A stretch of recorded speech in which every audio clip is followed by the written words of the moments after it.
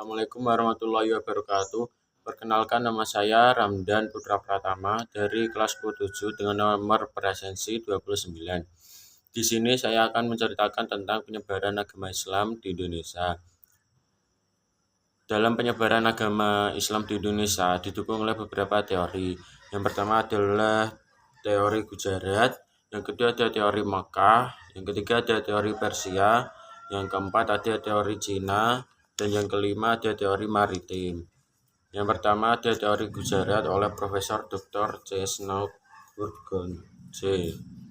Menurut teorinya, Islam masuk ke Indonesia dari Gujarat. Snowgurgonje berkeyakinan bahwa tidak mungkin Islam masuk ke Indonesia langsung berasal dari Arab tanpa melalui ajaran tasawuf yang berkembang di Gujarat, India. Kerajaan Samudra Pasai merupakan daerah pertama penerima ajaran agama Islam, yakni pada abad ke-13 Masehi. Yang kedua ada teori Makkah oleh Profesor Dr. Buyamka. Buyamka menggunakan berita yang diangkat dari berita Cina dinasti Tang sebagai acuan teori ini.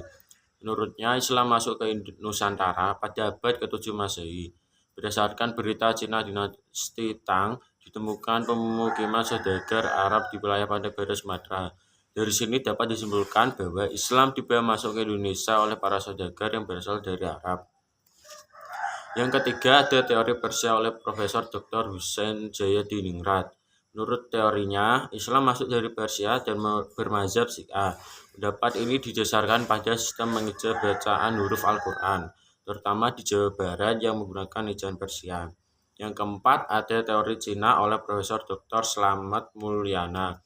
Menurutnya, Sultan Demak merupakan keturunan Cina. Lebih dari itu, menurutnya Wali Songo juga merupakan keturunan Cina. Pendapat ini didasarkan pada kronik Kelenteng Sampokong. Yang kelima ada teori maritim oleh N.A. Balog. Walaupun di Mekah dan Madinah terjadi perang selama kurun waktu 10 tahun, namun tidak memutuskan jalur perdagangan laut yang sudah menjadi tradisi sejak lama. Jalur perdagangan tersebut adalah jalur antara Timur Tengah, India, dan Cina. Hubungan perdagangan yang semakin lancar pada masa Khulafaur Rasyidin. Banyak juga para sahabat Nabi yang berdakwah keluar Madinah, bahkan di luar Jazirah Arab. Menurutnya, hal itu terjadi karena umat Islam memiliki kemampuan dalam penguasaan perniagaan melalui jalur maritim. Yang selanjutnya ada tokoh-tokoh penyebaran agama Islam di wilayah Indonesia. Yang pertama ada Sultan Malik Al-Saleh, yang kedua ada Sultan Ahmad, yang ketiga ada Sultan Alauddin Riayat Shah, yang keempat ada Wali Songo, yang kelima ada Sultan Alauddin, yang keenam ada Datuk Tunggang Parangan, yang ketujuh ada Sultan Zainal Abidin. Yang pertama adalah Sultan Malik Al-Saleh. Sultan Malik Al-Saleh merupakan pendiri dan raja pertama Kerajaan Samudra Pasai. Sultan Malik Al-Saleh memeluk Islam berkat pertemuannya dengan Syekh Ismail dari Mekah. Setelah masuk Islam, Sultan Malik Al-Saleh bergelar Sultan Malik Al-Saleh, yang nama aslinya adalah Murrah Silu, dan berkuasa selama kurang lebih 29 tahun. Sultan Samudra Pasai merupakan gabungan dari Kerajaan Perlak dan Kerajaan Pase. Selanjutnya ada Sultan Ahmad. Beliau merupakan Sultan Samudra Pasai yang ketiga, bergelar Sultan Malik Al-Tauhir II.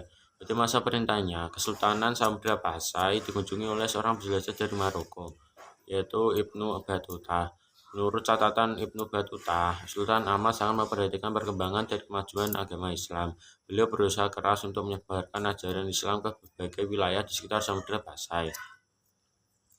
Yang ketiga ada Sultan Alauddin Riayat Shah. Beliau merupakan Sultan Aceh ketiga, yang terkenal sebagai peletak dasar-dasar kejayaan Kesultanan Aceh. Hubungan baik dengan Kesultanan Turki Utsmani dan kerajaan-kerajaan Islam lainnya menjadikan pemerintahnya semakin kuat. Bahkan militer Kesultanan Aceh terkenal handal karena mendapat bantuan dari Kesultanan Turki Utsmani. Yang keempat ada Wali Songo. Wali Songo merupakan 9 wali atau sunan yang menjadi pelopor penyebaran Islam di Pulau Jawa. Mereka adalah Yang pertama, Maulana Malik Ibrahim yaitu Sunan Gresik. Yang kedua, Raden Rahmat yaitu Sunan Ampel. Yang ketiga, Maulana Madum Ibrahim yaitu Sunan Bonang. Yang keempat, Raden Paku yaitu Sunan Giri. Yang kelima, Syarifuddin yaitu Sunan Derajat. Yang keenam, Raden Mas Sahid yaitu Sunan Kalijaga. Yang ketujuh, Jafar Sodik yaitu Sunan Kudus. Yang kedelapan, Raden Umar Said yaitu Sunan Muria. Dan yang kesembilan ya Syarif Hidayatullah yaitu Sunan Gunung Jati. Mereka menggunakan berbagai saluran dakwah, diantaranya kebudayaan, kesenian, pendidikan, pernikahan, perdagangan, dan politik. Penyebaran Islam di seluruh wilayah Nusantara dipengaruhi oleh jalur perdagangan dari berbagai negara seperti Persia, India, dan Arab. Selain berdagang, mereka juga berdakwah untuk menyebarkan ajaran Islam. Selain itu, proses dakwah Islam melalui pesantren yang digagas oleh Wali Songo terbukti sangat efektif untuk menyebarkan ke pelosok-pelosok pedesaan. Yang kelima ada Sultan Alauddin. Sultan Alauddin yang bernama asli Imangerangi Dengmanrabia dinobatkan sebagai Raja Gowa pada usia 7 tahun. Beliau termasuk tokoh yang berjasa besar dalam penyebaran agama Islam di Sulawesi Selatan.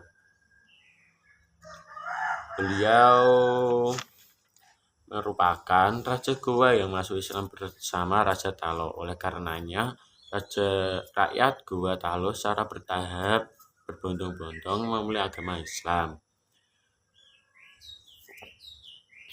Yang keenam ada Datuk Tunggang Parangan. Datuk Tunggang Parangan atau Habib Hasyim bin Musaya bin Abdullah bin Yahya merupakan seorang ulama Minangkabau yang berdakwah di Kutai Kartanegara. Beliau berdakwah bersama sahabatnya Datuk Kirandang pada masa pemerintah Raja Haji Mahkota pada tahun 1525 sampai 1589.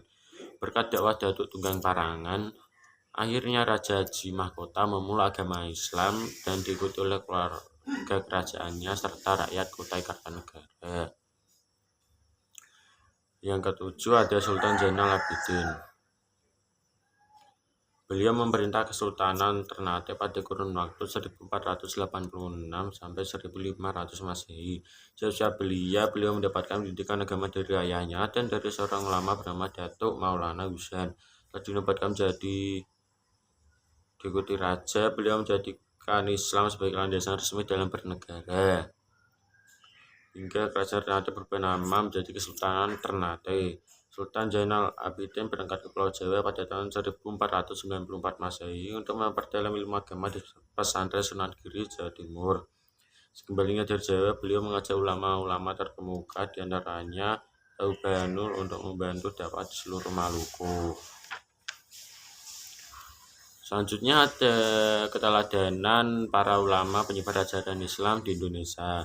Yang pertama adalah hidup bersederhana, yang kedua gigih dalam berjuang, yang ketiga menguasai ilmu agama secara luas dan mendalam, yang keempat produktif dalam berkarya, yang kelima ada sabar, yang keenam menghargai perbedaan, yang ketujuh berdakwah secara damai, yang kedelapan adalah gigih dalam berjuang. Sekian storytelling dari saya. Maaf bila ada kesalahan. Wassalamualaikum warahmatullahi wabarakatuh.